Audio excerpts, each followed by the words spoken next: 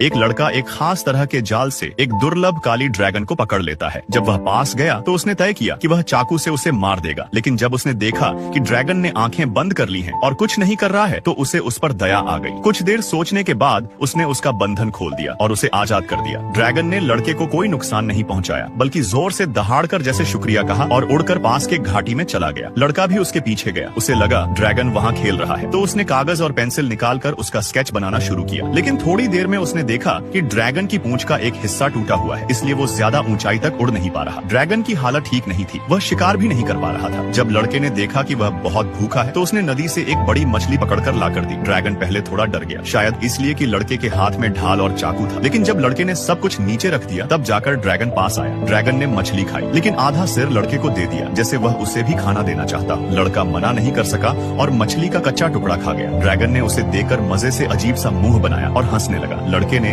उसके सिर को छूने की कोशिश की तो ड्रैगन थोड़ा दूर चला गया, लेकिन उसने आग से एक गर्म बिस्तर जैसा कुछ बना लिया और सो गया। लड़का फिर भी उसके पास जाना चाहता था तो ड्रैगन चुपचाप एक चट्टान पर चढ़कर सो गया। सुबह जब ड्रैगन उठा तो उसने देखा कि लड़का जमीन पर उसका चित्र बना रहा है। वह पास आया और खुद भी एक लकड़ी से जमीन पर लड़के की तस्वीर बनाने की कोशिश करने लगा। उसकी ड्राइंग थोड़ी अजीब थी, लेकिन कोशिश अच्छी थी। जब लड़का उसके बनाए चित्र को पास से देखने गया तो गलती से उस पर पैर रख दिया, जिससे ड्रैगन को गुस्सा आया, लेकिन फिर वह शांत हो गया। लड़का धीरे धीरे उसके पास गया और इस बार ड्रैगन ने खुद ही सिर आगे बढ़ाया ताकि वह उसे छू सके। अब दोनों में दोस्ती हो गई थी। लड़का घर जाकर रात भर मेहनत करके एक मैकेनिकल पूंछ तैयार करता है ताकि ड्रैगन फिर से उड़ सके। अगली सुबह वह मछलियों की एक टोकरी लेकर ड्रैगन के पास आता है और जब ड्रैगन खाना खा रहा होता है वह उसकी पूंछ पर मैकेनिकल डिवाइस लगा देता है। ड्रैगन उड़ने लगता है, लेकिन संतुलन नहीं बना पाता। लड़का उसकी पूंछ ठीक करता है और धीरे धीरे यह काम करने लगता है। थोड़ी प्रैक्टिस के बाद लड़का ड्रैगन की पीठ पर बैठकर उसे उड़ाना भी सीख जाता है। अब वह आसमान में उड़ते हैं, तरह तरह के करतब भी करते हैं। इस बीच गांव में लोग सोचते हैं कि ड्रैगन खतरनाक है, लेकिन लड़का उन्हें समझाता है कि ड्रैगन को समझा और पाला जा सकता है। वह धीरे धीरे गांव के दूसरे लोगों को भी